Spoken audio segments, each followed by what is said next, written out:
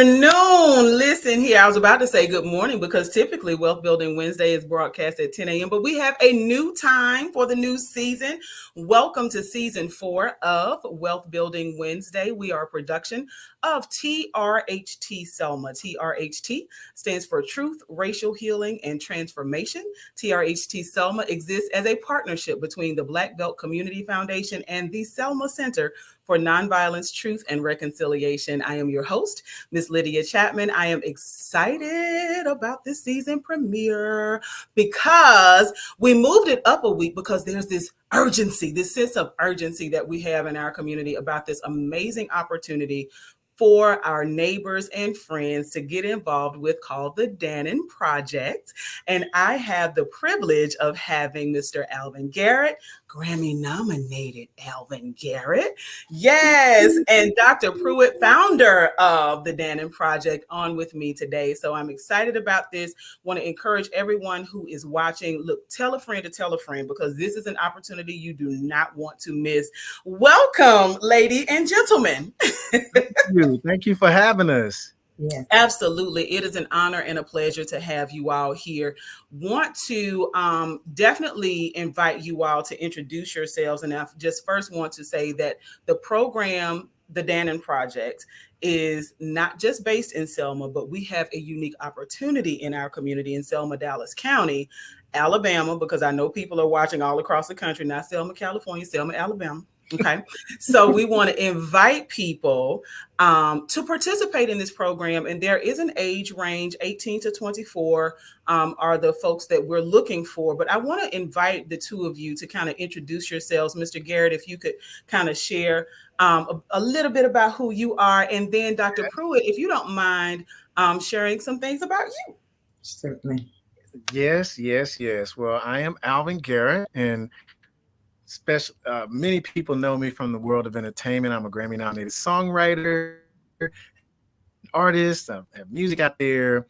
But what people are starting to learn about me through all of my outreach and interviews is that I am connected with a wonderful, wonderful organization, nonprofit here in Birmingham, Alabama, my hometown, called the Dannon Project. And so anyone that's following me and my music is learning Alvin is passionate about the Dannon Project. And there's a reason why.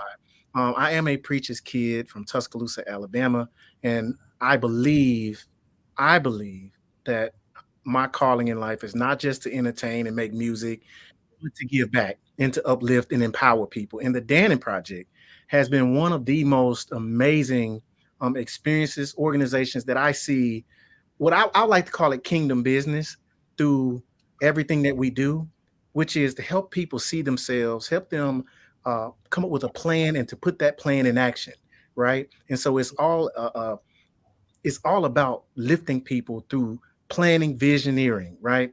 And so I am personally vested. I have a songwriting program called The Right Life that Miss Carrie brought me in to do several years ago, and I ended up getting stuck. I'm still here. I can't go. And so I've been to Selma so many times in my music career, performing at Jubilee. I know a lot of people in the community there. And so I'm excited personally to be a part of bringing the Growth Opportunities Program to the area, along with the Dannon Project and through our partnerships there. And so I'll hand it off to Ms. Carrie to tell you about herself and about the Dannon Project. Thank you, Alvin. That's going to be kind of hard to follow. But yes, I am Carrie Pruitt. I'm originally from Thomasville, Alabama. Okay. Yes, Clark County. I call Thomasville God's country. Yes. But I'm a country girl at heart. But I've traveled, extensively. And what I've learned is that there's, Alabama, of course, has its issues, but this is a good place to live. And what I've done over the last 23 years is I created an agency called the Dannon Project. It's named affectionately after my youngest brother-in-law that I never had an opportunity to meet. But it's named after him. His name is Dannon Pruitt. He was a teenager, 6 weeks short of graduating from high school. I was walking home just on an uneventful day, like they said, with 11 of the kids, and had the misfortune, if you will, of encountering or walking up on one of his neighbors that he had always lived by. They were actually two doors down from each other neighbors. They lived in the same neighborhood all of Dannon's life. And the young man who ended Dannon's life prematurely, his name is Jermaine. Jermaine graduated from high school and started selling drugs, went to prison, was released early on good time and good behavior, but his parents didn't understand that. They thought he had ratted on someone, and they were afraid to allow him to return home because they didn't want, their home to get shot up or anything like that. And he lived on the streets for about 3.5 weeks after he was released from Department of Corrections, and had stolen a handgun from his parents' house while they were at work one day. Was sleeping on the streets, sleeping in ditches and stuff at night during those 3.5 weeks, and met that group of kids, got into an argument with one of the young men that was in that group, pulled out the gun to kind of scare the young man away. He didn't even point the gun at anyone, but he shot one time.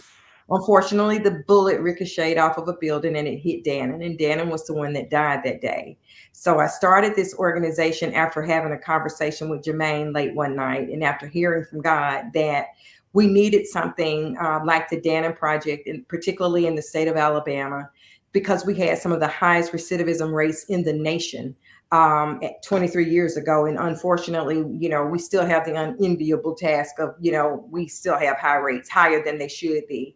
But it's come down by one half since we've been working in the state of Alabama. But we wanted to be able to provide an opportunity for people that have been impacted by the justice system to come home with dignity and respect, basically, and to allow us to help them dream wherever their dreams left off or wherever they, had messed up.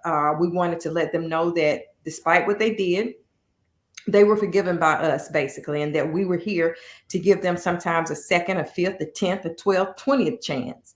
And that chance could be, restoring their lives holistically, meaning if they don't have stable home, if they don't have a stable family, if they don't have a high school diploma, if they don't have a legal skill trade, we are here to assess that and help them create a plan, because sometimes you're so down and out, you can't even plan or dream for yourself. Right. So we're the dream makers for them. We have to be dreamers for them, and then build a plan with them and be accountable with them and for them, and help them walk that plan out until they reach the goals that they have desired for themselves, or that we help them to desire for themselves. And so we are here to try to bring this opportunity to Selma, and thank you for the opportunity to discuss it here on this platform.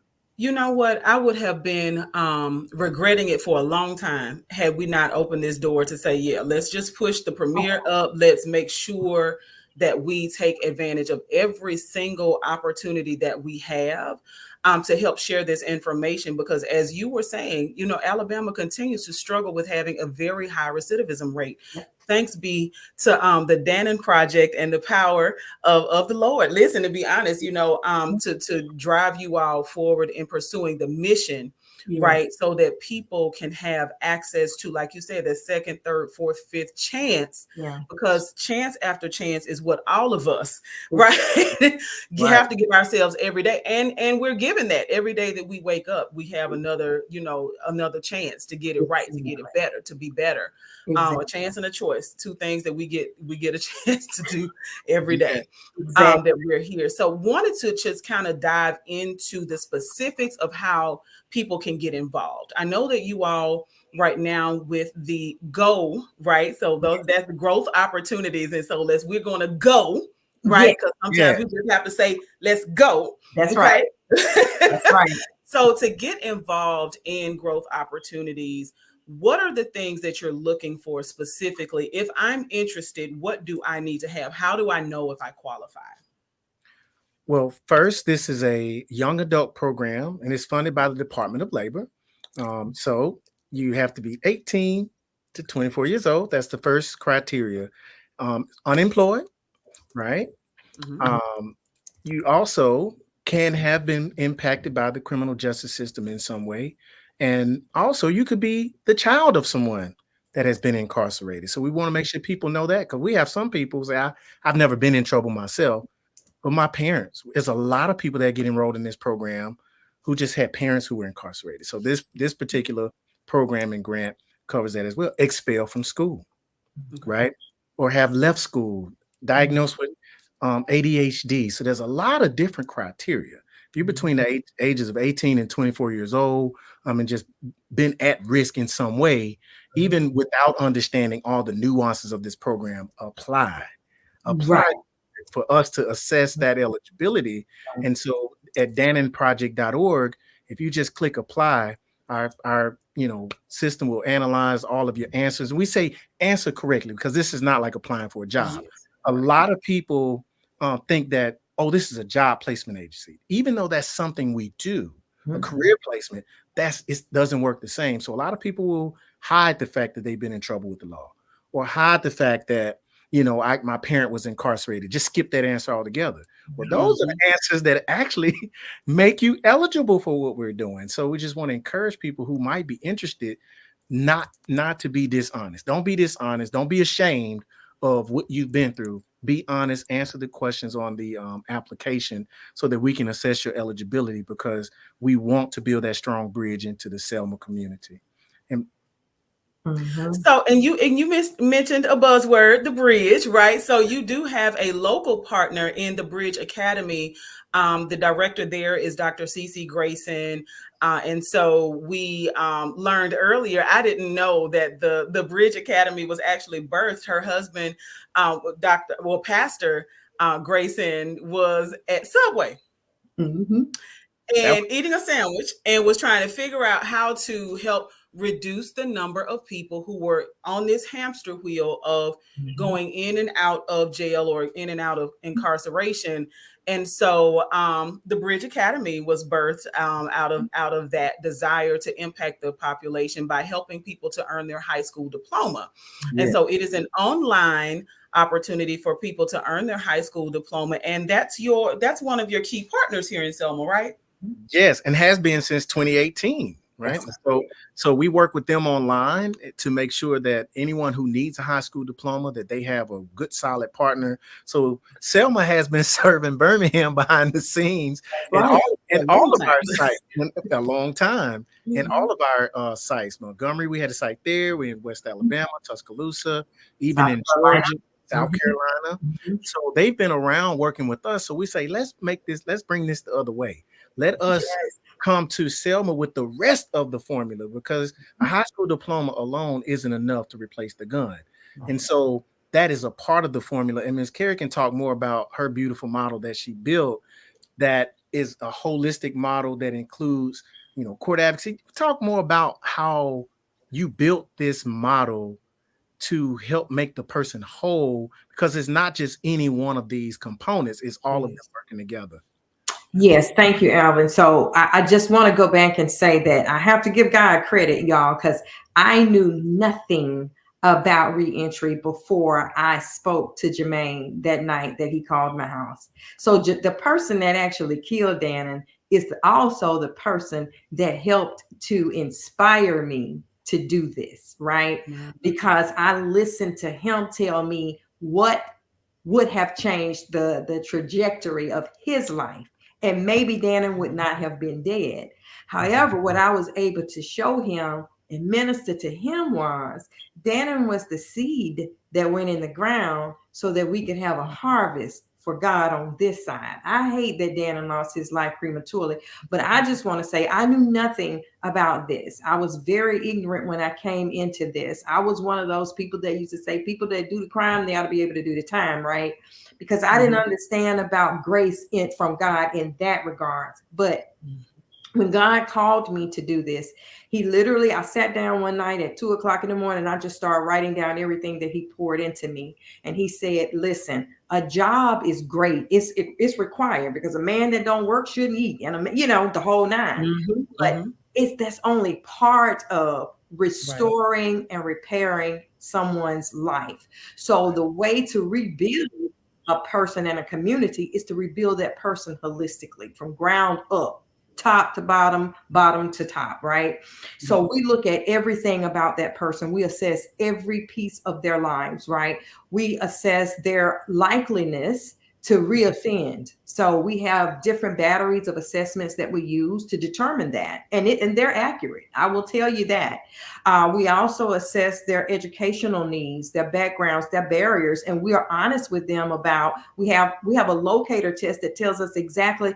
You may not need to take the whole test. We may need to just focus on fractions. That's what you didn't do well in school. So we're not going to have you wasting time because you've already given time behind bars, right? That you can't recoup. We're going to look at your housing stability or instability. Like, do you have a family member that don't want you home? So they're trying to make you very uncomfortable so that you'll get back in trouble, get violated, and go back to prison. We're looking at all of that. Do you have a child who needs you, but you don't have, like, you need a job or you need employment, but you can't even get to work because you don't have childcare, you don't have transportation? We provide transportation as much as we possibly can through various means.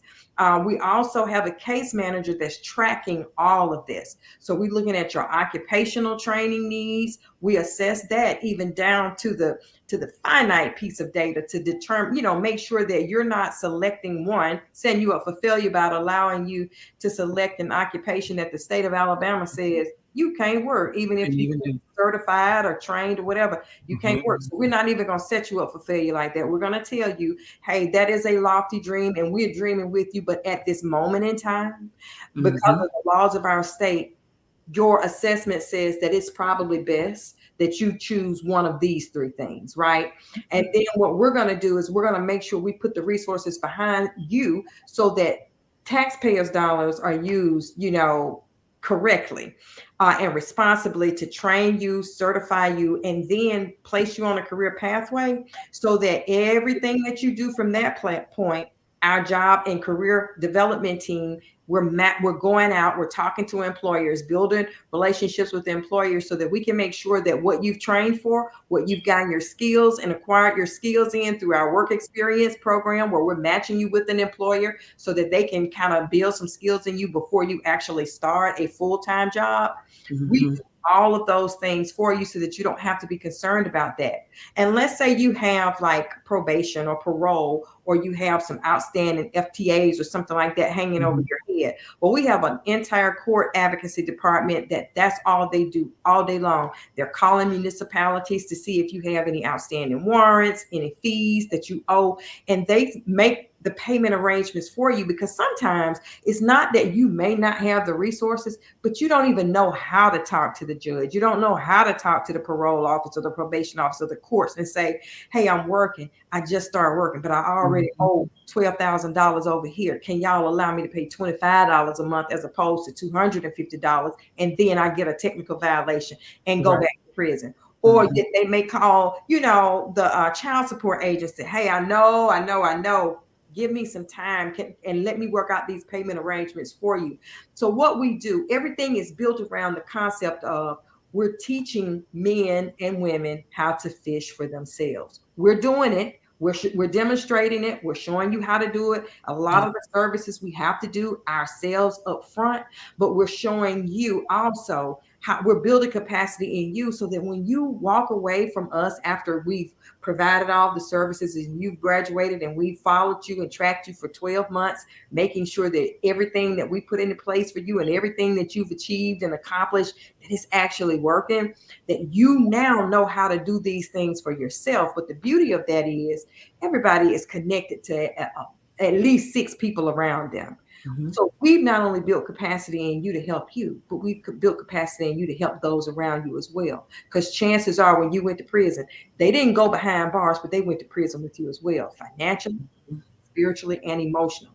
So we equip you with a behavior health specialist that if you have a substance abuse or a mental health problem, we have behavior specialists. They're there to support you and provide guidance, counseling, training, and treatment, coordinate treatment for you. It doesn't matter what you're going through. We at the Dannon Project, we say we got you. but we love you too. We're gonna love you through your mess. Because trust me, sometimes that everybody that walks through our doors, they're traumatized. Whether they're the plug in the community, whether they were the gangbangers in the community, they're all scared. They all have their fears, just like everyone else. And sometimes they just need to know that somebody love them too, despite how many times they've messed up. Right. Now, I'm the shortest thing up in there, but I get with you.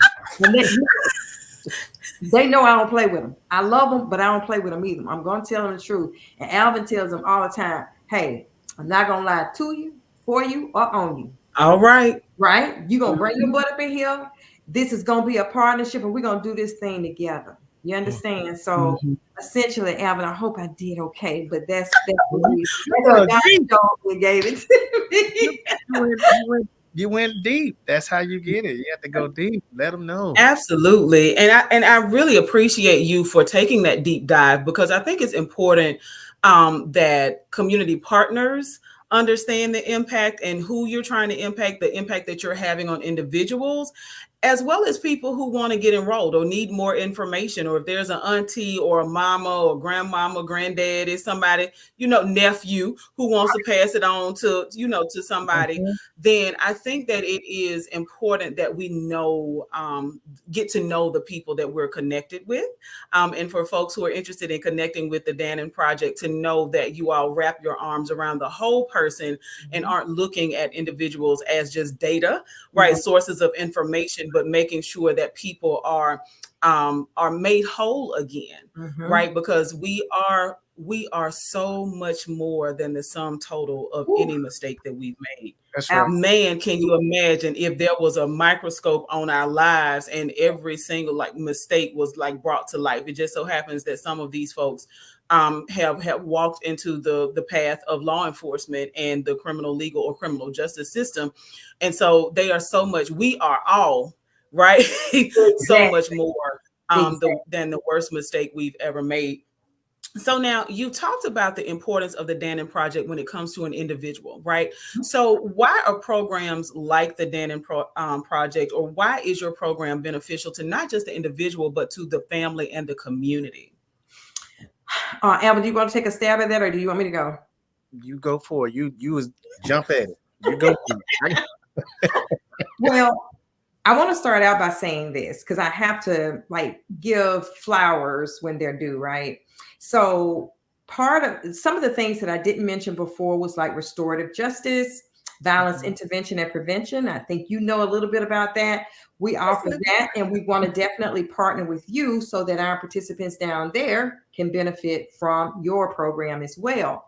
The other program that we offer on Fridays as well, that's life-changing, is the Right Life program that Alvin, and I'm going to give him time to talk about that too, because I'm going to tell you why it's important. Right now, if anybody's watching TV, because you can't help but because they're putting it in your face about Puff Daddy, right?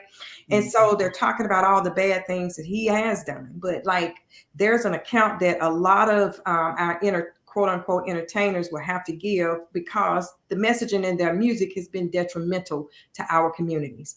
And so the beauty of the Right Life is that Alvin is showing people how to WRITE a life for them that they definitely want to change and see, right? And I'm going to give him an opportunity to talk more about that. But those are types of different ancillary programs, if you will, that's essential and needed for what we're doing too. It complements everything that we do. But the reason that this program is vitally important, not just to the individual, but to the communities that they live in, as well as the homes, the neighborhoods, and the households that they live in. One, you're changing the way someone think and act. Now, we know who originally came here to do that, right?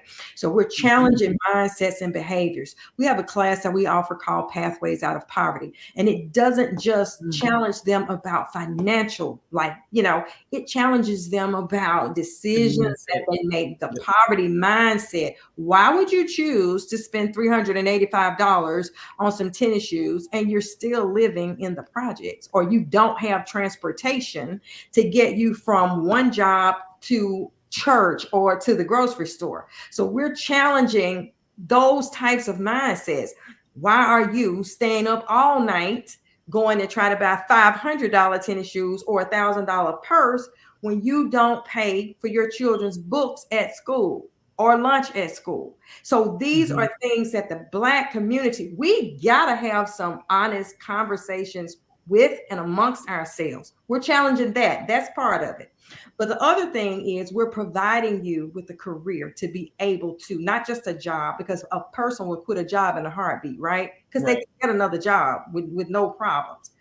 But when you take time and invest in a career where you're having to get credentials and certifications and licenses and apprenticeships, you're more apt to stay with that, which also means that your earning potential over the lifetime is going to be substantially higher, right? So it not only takes that high school diploma, because that's the springboard, but it does take higher credentials and certifications to earn more over a lifetime. Because especially if you've been quote unquote selling drugs, we know that you got to replace that lifestyle with a lifestyle that's one, legal.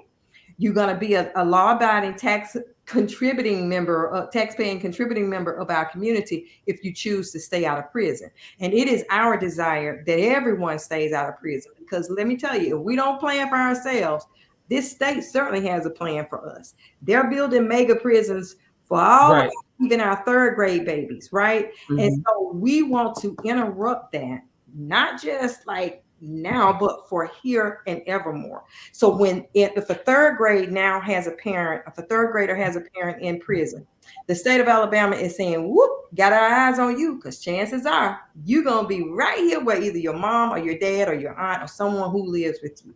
You're going to be right there. So they're planning, right? So if we are able to interrupt through our programming with the participants that we're working with, they can show the younger people behind them and the people that live with them, the people in the community, I messed up. I paid my dues. I paid my debt. But now I've come out.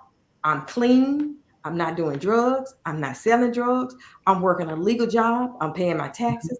I got a home. I got a car. So they're changing other folks' mindsets, just choosing to choose themselves for a change.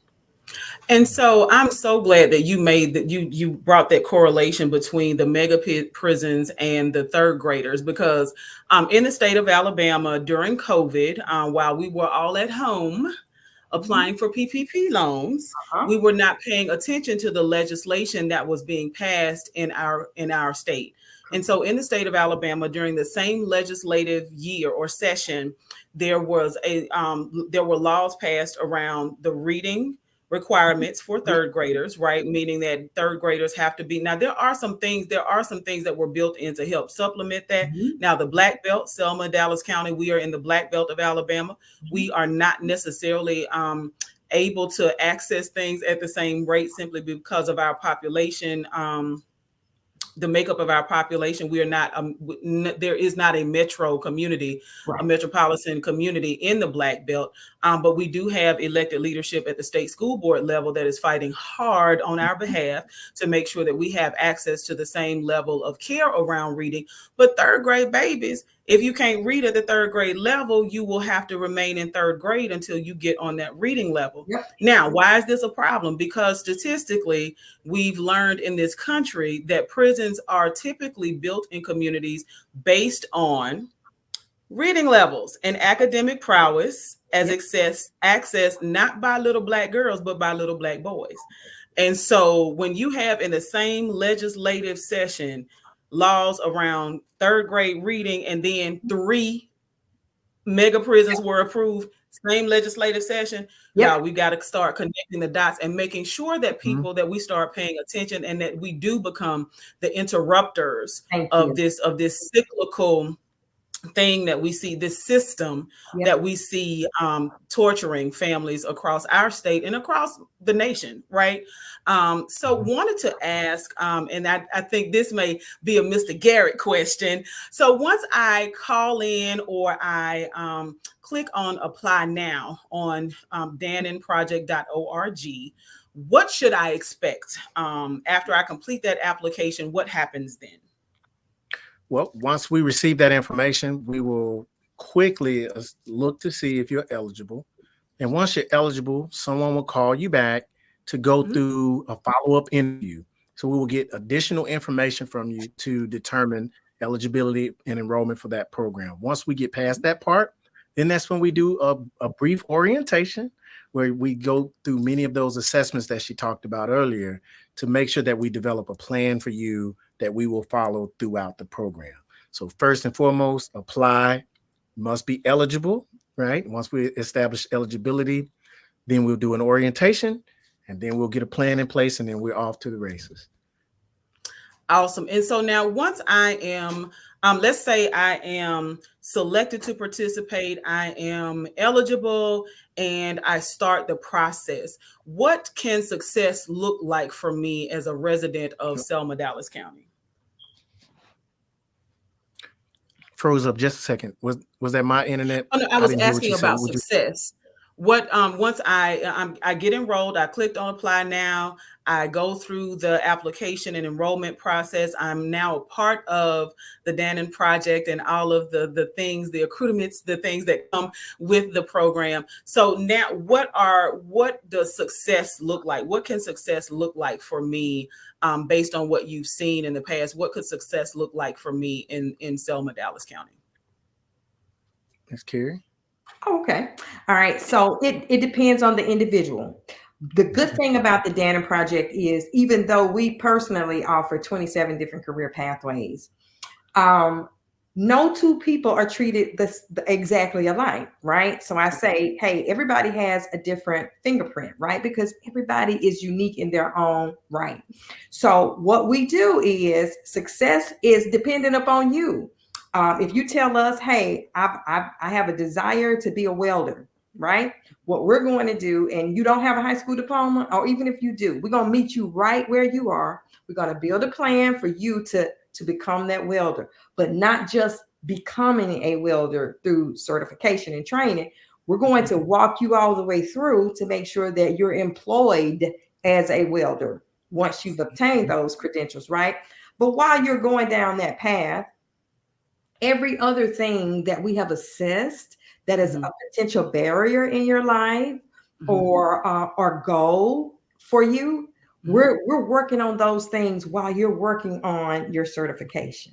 Okay, so we're doing quite a few things at once, including if you haven't been to the doctor in over 2 or 3 years, we're going to go back now and look at your medical health care and establish a medical health care home for you, right? We're going to insist and we're going to pick up the tab for you to go and get seen and screened by a physician, right? Because you need a physical. You need to know how you are. You need to know about your mental as well as your physical well-being. Because again, if you can't work, the Bible said you shouldn't eat. So we want to make sure that you're well enough so that you can work. Why is that important? That's important because Alabama is one of the hottest places in America, right? So we want to make sure that if you don't know that you have diabetes, or even if you do have something like diabetes, that we don't set you up for dying in an industry that would kill you. For example, if you are diabetic, we should never have you working out on a highway like with the Department of Transportation job, right? That direct sunlight could actually kill someone that's diabetic. So when I tell you that we're looking at the total person, that's what I mean. So if you've been off a medication that you desperately need, you say, well, hey, I know I was diagnosed when I was in the 7th grade as being ADD or ADHD, but I don't like how the medicine make me feel. So I puff me a little marijuana here and there. Well, child, you can't get no job anywhere in Alabama and keep it. Puffing here and there, right? And you might need to be on your medication, but the beauty of having a behavior specialist and a case manager is so that they can talk to whatever counselor or whatever doctor that now we're going to have you to be screened by to make sure that you take your medicine, and maybe you have to reduce it and take it at a different time so that you're functional during the day, but you're rested at night. That is the beauty of having a case manager assigned to you for every phase and step of your life. So that's what success looks like. It looks like that you're healed, you're whole, that you've attained your goals, that you're actually successfully employed, that we've addressed all of your court and outstanding, if you have some justice involved issues going on, that we've addressed that you are, you have, your life is stable for a change. That's what success looks like. Awesome. And that's a beautiful picture, right? Mhm. And so it is a picture that you all are helping people to paint for their lives. And so we truly appreciate you and all of the hard work, the 23 years of work that you have done, and the years of work that you have done with partners like the Bridge Academy, who's based in Selma. Wanted to, as we begin to wrap up, wanted to ask you about how people can get registered. So I know that there are boots on the ground across the city of Selma. Selma Housing Authority is helping to get the information out. The city of Selma, we're working with the Black Belt Community Foundation, and of course the Selma Center for Nonviolence and our Violence Intervention Program. We've already submitted some folks, and running into people right just in the community who are interested and want to take advantage of the program. So it's not all about earning the high school diploma. Right. There are other things. There's career exploration and getting certified to be a part of a career, not just a job, y'all. Thank So you. the careers pay better. Listen, let Thank me just put it where the boats where the folks can get it. you. Right. Careers pay better. A job may start you out at $7.50, $10, Right. careers can start around 15, 20, Exactly. 40, $50 an hour, right? So Okay. there's a drastic difference in a job and a career. And so the fact that you all are so focused on the whole person Right. is actually it's a beautiful thing. So want to ask, how can people get registered? Mr. Garrett, I'm 19 years old. I fall into at least 3 of the categories you've mentioned. What do I do next? Well, we can post a link. We got QR codes. We got direct going to the website, DannonProject, DannonProject.org. And you see where it says apply now. Just go there it is. Scan it right now. I love it. Just scan right now. If you're watching, pull out your phone, scan the QR code, and voila, it pops up on your phone. There you go. You got some information here, some criteria, eligibility, West Alabama, which is this area that we're covering. Just apply. Like you say, they have to apply first, and it has to be done by September 30th. Mhm. Make sure we know that the sense of urgency is for this particular program, the Growth Opportunities Program, by September 30th. And this won't be the last program that we have, because, like you say, the Dannon Project has been around for 23 years and we're not going anywhere. But this particular program, the enrollment period ends September 30th. So we definitely want people to understand the sense of urgency, which is why we're doing this type of promotion. And just so Yes. everybody knows who's watching this, we have been working behind the scenes for quite a while. We don't just show up in a community, right? Right. We have to build partnerships. We have to talk to the local judges. We have to do a lot of groundwork, so people from the church community say when they plan a church, you got to go in and do a lot of work ahead of time before people even know you're there. Well, we've been doing that for quite some time. Like I say, we're in Tuscaloosa, so we have to research the area, see, first of all we needed, right? Mhm. And then you have to go down and sit and talk to people to see if you're wanted.